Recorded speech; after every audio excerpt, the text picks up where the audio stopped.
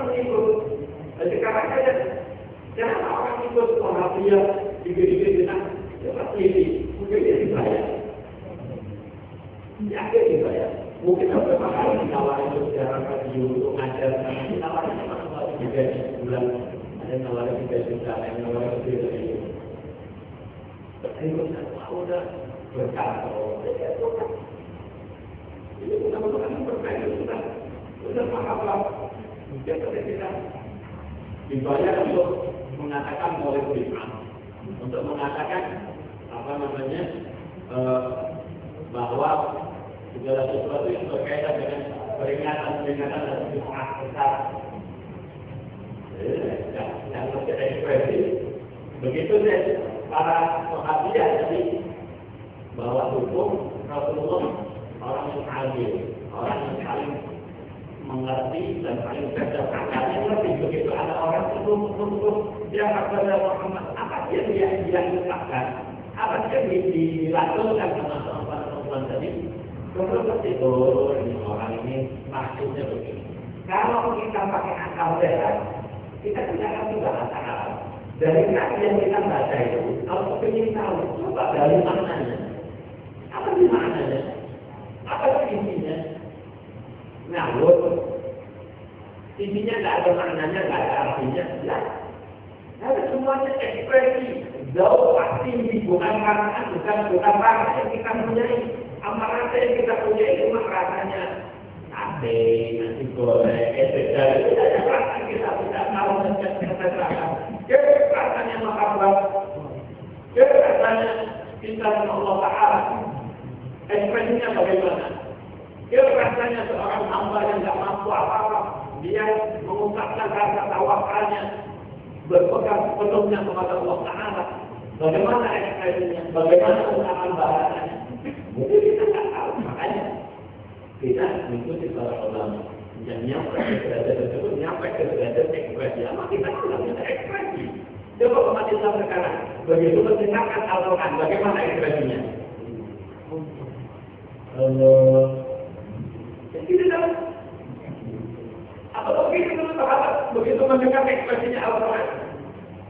Ekspresinya para sahabat dahulu mendengar dalam Al-Quran, dia ajari. Orang raja alim ngerti, bisa membedakan mana wahyu, mana syair, mana sihir. Begitu dibacakan.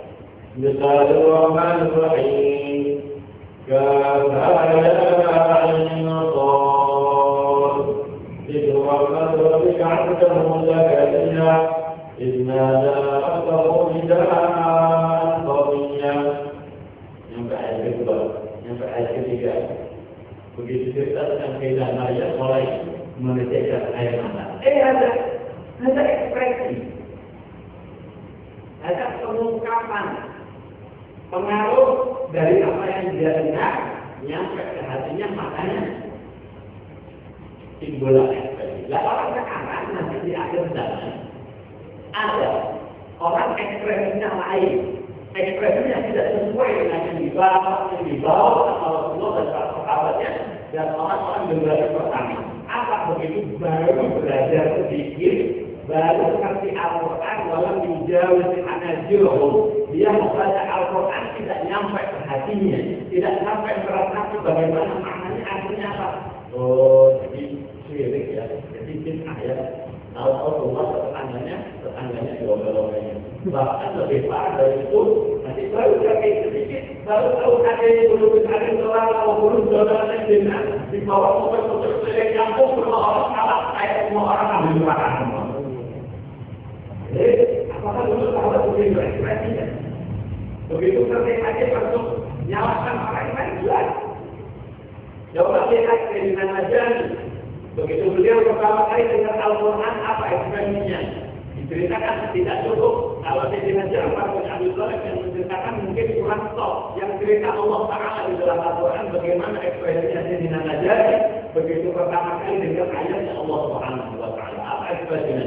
Wa idza sami'u ma unzila ila rasul tara a'yunahum tafidu min ad-dam'i mimma 'arafu min al-haqq. Dan apabila mereka mendengar sesuatu yang diturunkan kepada Rasulullah, kalau ta'inahum Ada juga melihat ekspresi mata yang mereka langsung berkata-kata. Jadi sekarang ketemu kita di dalam kehidupan sehari-hari orang yang nangis karena zikir, karena baca Quran, karena sholawat. Ada ekspresi. Bukan apa kita temukan dalam kehidupan kita sehari-hari. Paling mentok ibu-ibu kalau pengajian atau bapak-bapak dalam acara halal bihalal atau pertemuan sekali-kali. Apa? Paling mentok. Allah. Itu pun rata-rata. Apakah begitu?